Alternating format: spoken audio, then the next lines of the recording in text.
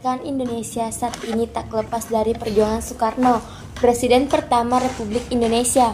Pengasingan yang dialami Soekarno tidak membuatnya menyerah. Dia justru terus berjuang untuk Indonesia yang merdeka. Sejatinya, kemerdekaan Indonesia dipicu oleh peristiwa menyerahnya Belanda terhadap Jepang pada saat 1942. Saat itu, Jepang membebaskan tokoh, pemberontak, dan pahlawan seperti Hatta dan Bung Karno untuk meraih simpati Indonesia. Sebelumnya, Soekarno memang sudah sering ditangkap dan diasingkan karena dia anggap sebagai pemberontak. Dia pernah diasingkan di kota Ende dan Bengkulu. Penyerahan Belanda membuat Soekarno melihat peluang kemerdekaan Indonesia. Ketika Soekarno dibawa ke Batavia, dia bertemu dengan Muhammad Hatta dan Sultan Syahrir. Saat berdiskusi, Soekarno menyarankan agar Indonesia mengikuti keinginan Jepang untuk sementara supaya Indonesia bisa merdeka tanpa pertumpahan darah. Namun, Syahrir menolak usulan tersebut. Soekarno akhirnya berdiskusi dengan Mejen Harada agar Indonesia dilepaskan dari status koloni Jepang dan diakui kemerdekaannya. Sebagai balasannya, Indonesia akan mendukung Jepang dalam Perang Pasifik.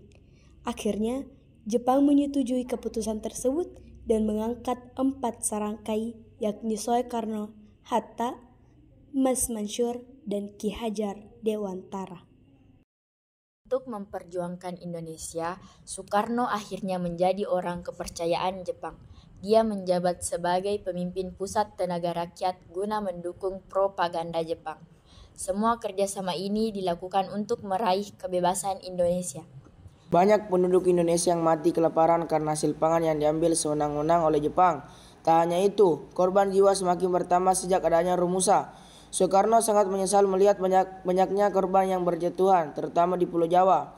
Namun, kerjasama dengan Jepang menjadi satu-satunya cara untuk mencapai kemerdekaan Indonesia tanpa berperang. Tahun 1945, Jepang mengalami kekalahan beruntun di Perang Pasifik di mana bom atom menghancurkan Hiroshima dan Nagasaki.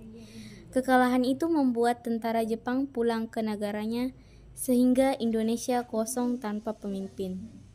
Kekalahan Jepang membuat perwakilan golongan muda mendesak Soekarno-Hatta untuk segera memproklamasikan kemerdekaan Indonesia.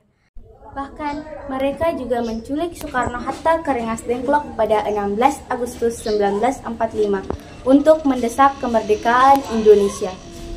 Akhirnya, Soekarno-Hatta memproklamasikan kemerdekaan Indonesia pada 17 Agustus 1945. Soekarno membacakan teks proklamasi dalam keadaan demam karena terserang malaria. Sejak peristiwa bersejarah itu, Indonesia resmi merdeka dan Soekarno resmi menjadi Presiden pertama NKRI.